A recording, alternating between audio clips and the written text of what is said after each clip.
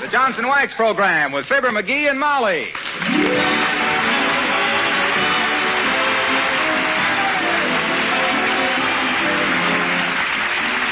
The makers of Johnson Wax products for home and industry present Fibber, Mcgee, and Molly, written by Don Quinn and Phil Leslie, with music by the King's Men and Billy Mills Orchestra.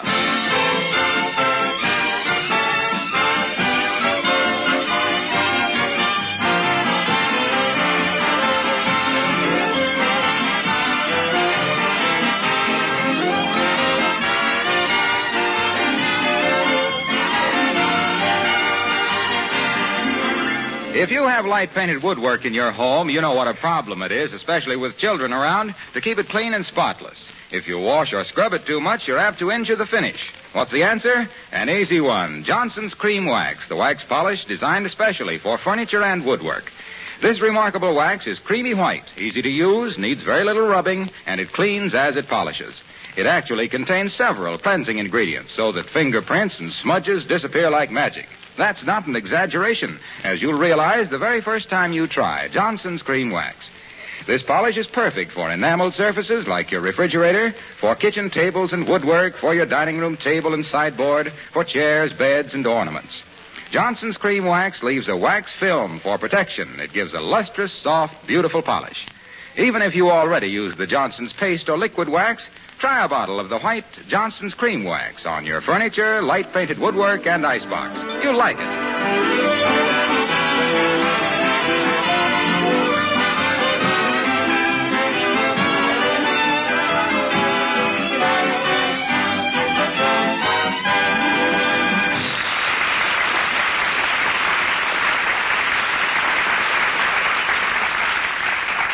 Nobody can be so completely Western as an Easterner who has spent 2 weeks west of Kansas City. Particularly if he is slightly bow-legged to start with. And here, trying on his old ranch clothes in anticipation of a visit from an old Western friend, we find himself of Fibber, Mcgee, and Molly.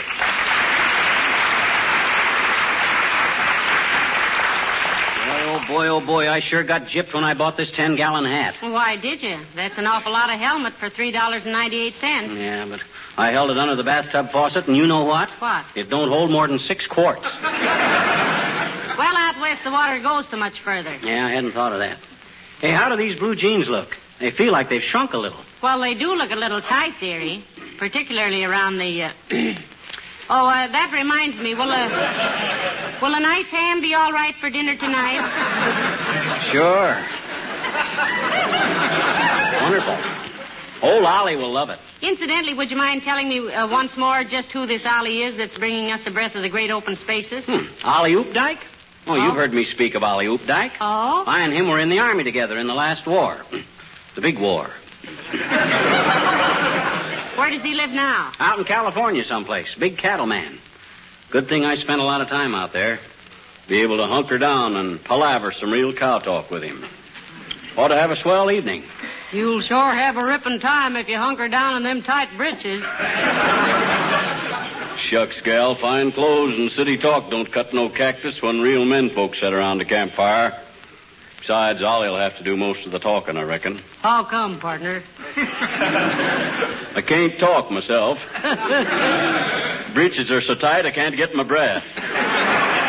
Better run upstairs and get into my chaps instead, I reckon. Well, take it easy in those high-heeled boots, Mcgee. You even wobble when you stand still. Well, I haven't had them on for several years. They say once you get used to them, you'll never wear anything else. Well, you'd get a nice suntan that way. I mean on your feet. Oh.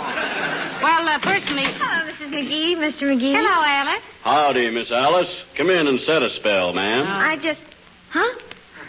Rope yourself a bar stool and name your poison, gal. How about a slug of root beer? Offer you a chaser, too, but we don't cotton to chasers in this valley. No, thank you. I don't believe but what... I mean... Oh, relax, Alice. He's just getting in the mood to greet an old pal of his from the west. Oh. Hunker down by the fire, miss, and let old Hop-along Mcgee tell you how he used to rustle cattle.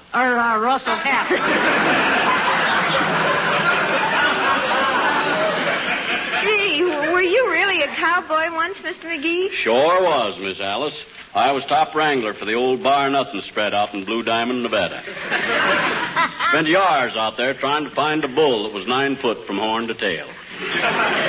Already had me a cow critter that was 10 foot from horn to tail. Well, what did you want such big cattle for? He was trying to get a long little doggy. Never forget the time I was chasing a couple of mavericks through a dry wash one day. What's a maverick, Mr. McGee? Well, he didn't know. He was trying to catch one to find out. A maverick is an unbranded cow. Know what a brand is, Miss Alice? Sure do, partner. But I don't pay much mind to brands nowadays. Smoke any kind I can get. Well, smoking was no problem out there, Alice. All has had a couple of butts on their guns. Well, sir. There I was, a yippee-ki-ying through this here dry wash. What's a dry wash, Mr. McGee? That's a riverbed without no water into it, Miss Alice. Well, what is it when it has water in it? A wet wash. Well, sir, there I was, sky-hooting along, when all of a sudden the big grizzly bar is up out of a cactus bush. You mean Rose. No, cactus. Well, sir, my horse give a snort, sun fished twice, swapped ends, and there I was, a-sailing through the air. Landed plumb onto the back of that there grizzly bear. Well, dehorn my Buick. Never knowed you was a bareback rider, partner. Never knowed it myself till then, Ma. Well, sir, I clumped my spurs into his withers, slapped him across the face with my sombrero, and broke him for riding right then and there. Turned out to be the only 5-gated grizzly bear in the whole world. Jeepers, what became of him, Mr. McGee? Had to turn him loose, Miss Alice. Oh? Couldn't find us a blacksmith that could make shoes with toes on them. Excuse me, ma'am, you dropped your handkerchief. Allow me to... Well, you might have had a nice seat on that bar, partner, but you're a little vice versa right now. Excuse me, gals, while I go up and change my pants.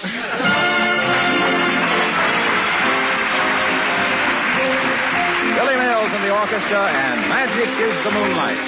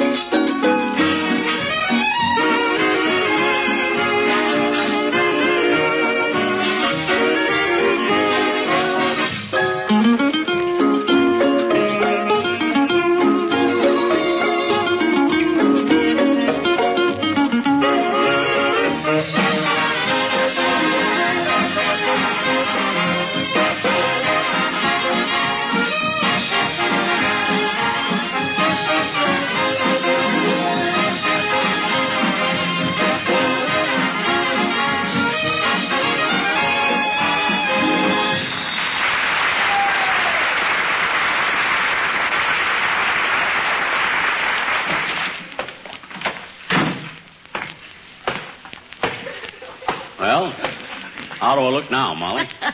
Got my spurs and my chaps and my neckerchief on. Very horse opera indeed. What are you carrying the rope for?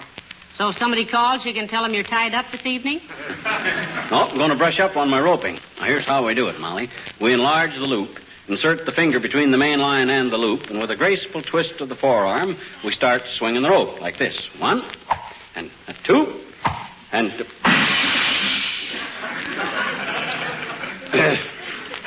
Too big a loop. Wonder how bad that window is broke. I'll take a look. Now, if you tell me it's worse than you thought because it's broken on both sides, I'll scream.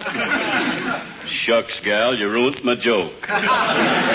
Oh, well, 'twarn't much of a joke. Nope. Reckon 'twarn't. 'Twarn't. Nope. Well, seeing I can't twirl a rope in her, might as well try seeing how fast I can draw my shooting irons. They bean't loaded, be they, Paul? My hide starts a-twitching at the sight of shooting iron. No, don't get skittish, Ma. Just want to try practicing drawing a bead on something. Now, if I outlaw, or in-law, should come a-busting through that door there, I'd have... Hello, folks. Hey, take that gun out of my face. Oh, hello, Mr. Wilcox. Howdy, son. Hobble your bronc and lie down a spell. How's that again, pal? You heard Pa, didn't you? Say it, stranger. Oh, thanks. What goes on, kids? Why is old Wild Bill Mcgee all dressed up in the cowpoke costume? Expecting a friend of mine from out west, son. Big stockman. We aim to make him feel at home. Not a bad aim either, partner, if you can hold her steady. Ain't one to ask personal questions, son, but your face is sure familiar. What outfit you ride for? Well, I've been mending fences for the old G-Bar-C spread, Pappy. Mm-hmm. City folks call it the GLO-COAT outfit. Well, say, I've heard of them, Pa. Right nice folk. Where are you located, son? T'other side of the ridge must be? Yep. East side of Racine Gulch, just above Johnson's Canyon, in the Linoleum Mountains. Mighty sightly country, they tell me. I hear there's quite a passel of mountain lions around them parts, son. Sure is, ma'am. Mountains lying all around us. Don't twist Ma's words, stranger. Sorry, ma'am. Look, son, I don't aim to be nosy, but what you got in them there saddlebags? Little gift, ma'am. Here. Compliments to the old G-Bar-C. Well, thank you, son. Hair oil, ain't it? No, ma'am. Glow coat for the linoleum. What's linoleum? Well, it's a kind of a carpet made out of cork and stuff. Easterners use it to cover the cookhouse floor with. Well, brand me for a stray. What'll they think of next? Paul, you got to take the buckboard into town and get me some of that there, what was that stuff again, son? Linoleum, ma'am. Makes a right smart floor covering for places that's liable to get spilled on and foot tracked. This here Johnson's glow coat on it saves a heap of house cleaning. What you trying to do, stranger? Break up my home? House cleaning is what I married her for. Now, Paul, remember what you says when I give up school, mammin'. You says when I got the chickens fed and the harness polished and the lamps filled and the windmill oiled and the butter churned and the garden patch weeded, I could have the whole afternoon to myself.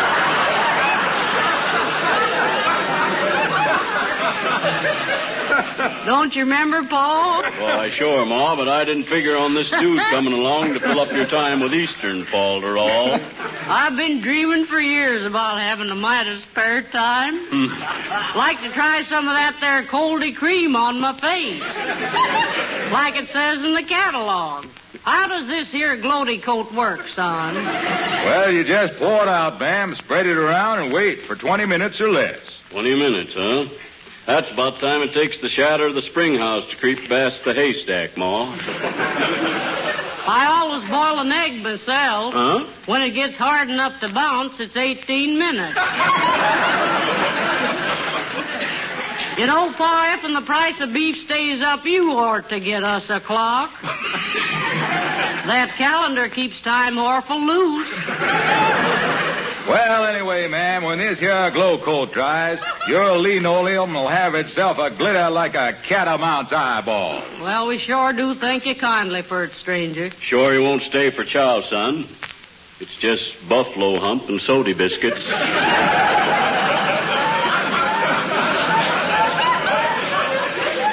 But you all are sure welcome. Well, that's mighty neighborly of you, mister, but I got to get back to the outfit afore dark. Evening, ma'am. Evening, son.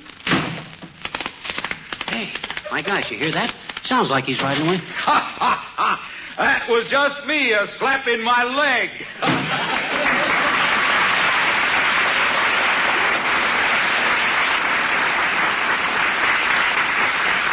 That's what I like about Mr. Wilcox. He always enters into the spirit of things, doesn't Yeah, he always enters. I'll go that far. he? Say, look, dearie, there's something I've wanted to tell you ever since you came downstairs with those chaps on.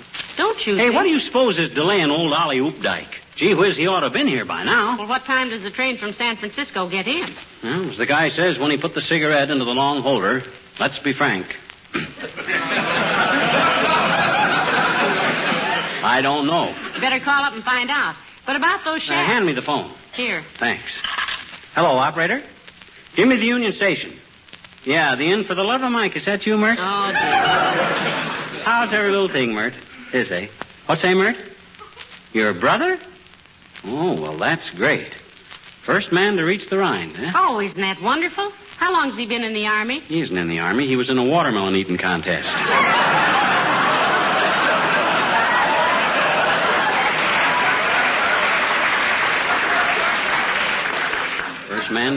First man to reach the Rhine.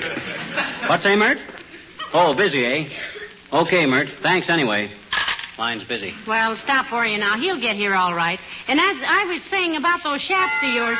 Oh, maybe this is Mr. Oopdyke now, dearie. Come in. Oh, no, it's Dr. Gamble. Hello, Doctor. Hello, Molly. Hello, Mcgee. Well, pull up my pant leg and hog-tie my calf. If that's supposed to be a riding habit you've got on, Buster, I'd try and break myself of it if I were you. Howdy, Sawbones. Sure glad you come. Bring your kit bag out in the corral. We got a mighty sick heifer out there. That's some loco weed, I reckon. Oh, come off it, Mcgee. You're about as western as the Fulton Fish Market. Well, he's just practicing, Doctor. We're expecting an old friend of his for dinner. A big stockman from California. Sure be glad to have you nuzzle up to the feed box with us, partner. Victuals ain't fancy, but they're mighty wholesome. Especially the donuts. Now listen, you miserable masquerading little mugwump. Easy on that cussing, stranger. Easy there. There's a lady present. Where? Oh, me. Now look, you 10-cent reprint of a counterfeit buckaroo. Lay off that bunkhouse baloney. You're about as much at home on the range as a celluloid frying pan.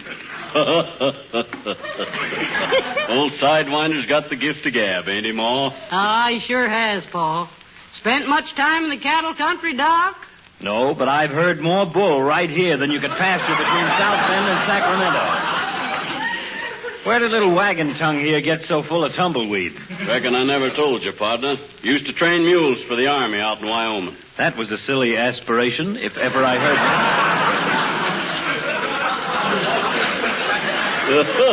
one. Say, Paul, tell about Bessie. You sure done a job with her. Yes, I surely did.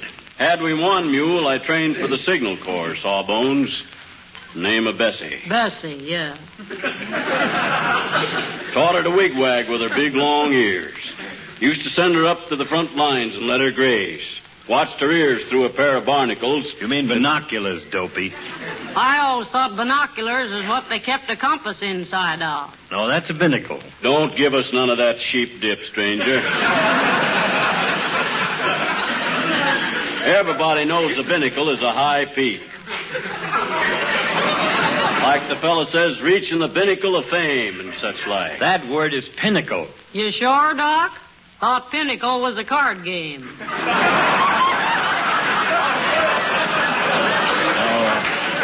Molly, you're thinking of pinochle. Then what in tarnation's a barnacle, city slicker? A barnacle is a marine animal. Well, Bessie weren't. Bessie were an army animal. Well, sir, we keep a watching her ears through a pair of barnacles. I pass. Bessie kept the wigwagging information back to us. How many patrols was out, where the gun emplacement was, which way the trenches run, and all stuff like that there. Took them heinies 3 years to figure out where we was getting our information from. And then what? As if I cared. Then when they finally caught on, they shot poor Bessie's ears off, Doctor. Cleaner than a whistle. Had to give poor old Bessie a medical discharge. I don't know why that should have stopped an ingenious little rascal like you, my friend. Why didn't you teach her to signal with her tail? No, sir. I was never one to take no back talk from no mule.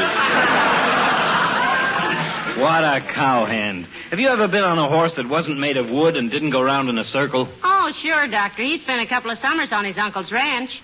Remember those evenings around the campfire, dearie? Sure do. Listening to the cowhands strumming their guitars and the singing, I can shut my eyes and hear 'em now. Yes, sir.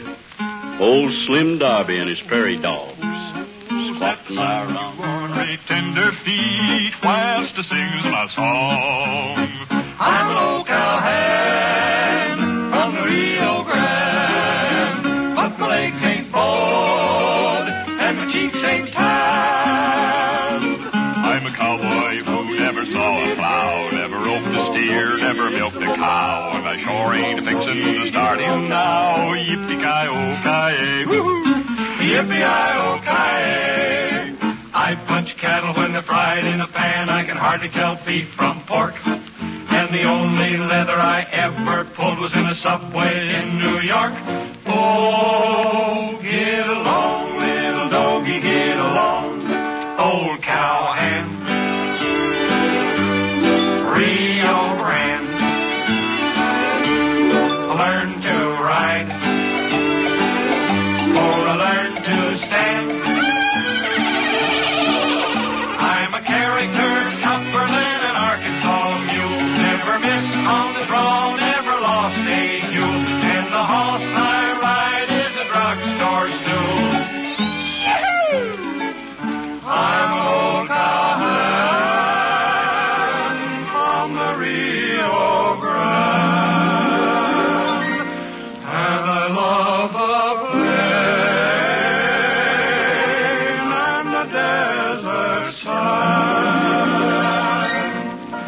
I'm all the songs that the cowboys know about the big corral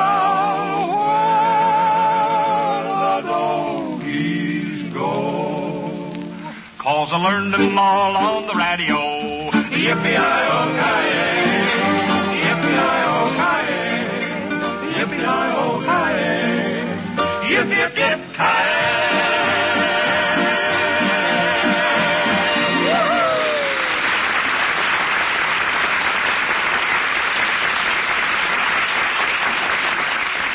Yes, sir, old Slim Darby and his prairie dogs. Let's see now, they was Slim, Rimrock Robinson, Deadwood Dobson, and Lightning Rod Lynn. Whatever became of those boys? Oh, big dude named Paul Whiteman heard 'em and took 'em back east. Yeah? Last I knowed of 'em, they was calling themselves the King's Men. Well. Now, I claim they'll never get no place with a moniker like that there. Look, dearie, I don't like to change the subject, but those chaps you're wearing They're are... pretty snazzy, eh? Hey, what are we having for dinner, Molly? Mr. Updike. No, I mean to eat. Well, ham and sweet potatoes and hot biscuits, lemon meringue pie. How about some maple syrup on the biscuits? As I remembered, old Ollie used to go for biscuits and syrup. Well, I'll ask Beulah if we have some maple syrup. Oh, Beulah! Beulah! Somebody bowl for Beulah?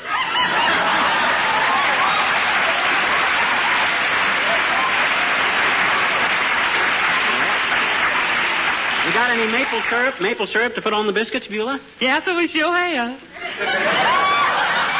But with ham and yams and pie, it's going to be awful rich, Miss McGee. Oh, let the boys have it, Beulah. It isn't every night we have one of Mr. McGee's old sidekicks for dinner, you know. Yes, ma'am, only it ain't going to be his sidekick. It's his front. This guy's a big cattleman from out west, Beulah. Those guys can digest anything. Well, soap can an ostrich, please, sir. But they always wind up as a feather in somebody else's hat. Well, don't you worry about it, Beulah. It's their responsibility, and we've got to show Mr. Updike that old Western hospitality. Yes, ma'am. As long as we don't have to show him an old Eastern hospital. Reason why I'm wearing this cowboy outfit, Beulah, is I wanted to make him feel at home. Look kind of strange to you? No, sir. They don't? No, ma'am. I cooked for a couple of years at a dude ranch out in Yuma, Arizona. You mean Yuma, Arizona? Yes. And 3 years at the Barrow Ranch in Phoenix. The Barrow, Beulah? Yes, and they called that because folks was always used to come running up the road to borrow a cup of sugar, borrow a couple of eggs or something. I always liked Phoenix, Beulah. Beautiful place. Why'd you leave there? Oh, I like Phoenix too, sir, but they wouldn't raise my fee, so I said nix.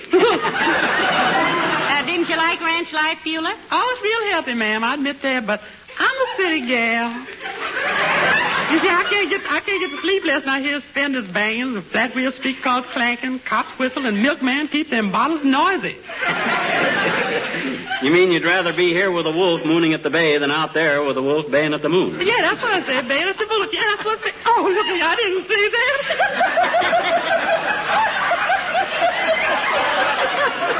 I love that man.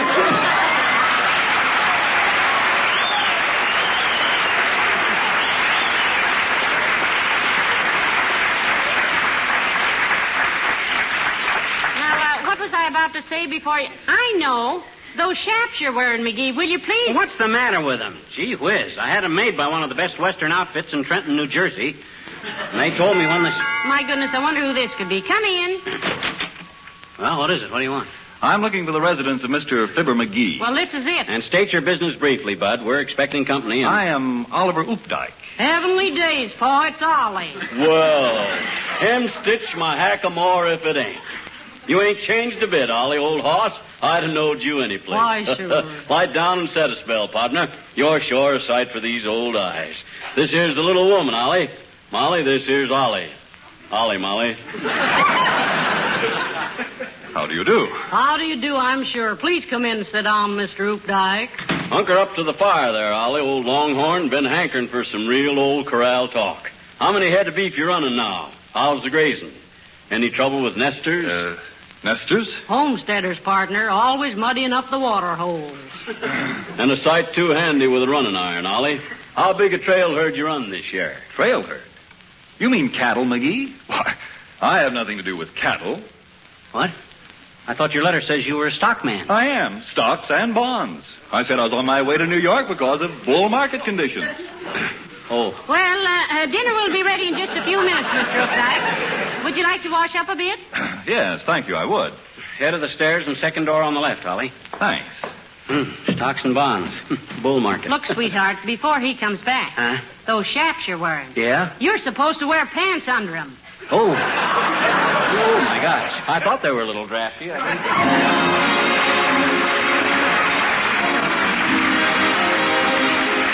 If you're ever in doubt about the kind of polish to use on your linoleum surfaces, let me read you a paragraph I noticed yesterday in a recent issue of a home economics magazine. It's from an article on the care of floors and reads as follows. Never use shellac, lacquer, or varnish on smooth surface floor coverings. These will cause discoloration, and under foot pressure, the finish will break down and form unsightly ridges, which grow worse with each new coat. All experts agree that Johnson's Glow Coat is the ideal kind of polish for all linoleum. It's recommended by the linoleum manufacturers themselves. Glow Coat gives protection against dirt, wear, and moisture, adds greatly to the life of the linoleum, keeps it new and fresh-looking indefinitely.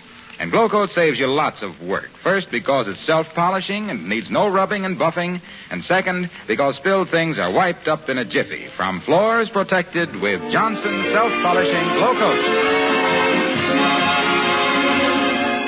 Folks, about this time of year, everybody's handing out awards for this and that, medals and ribbons and Oscars. Tonight, we'd like to hand out one of our own.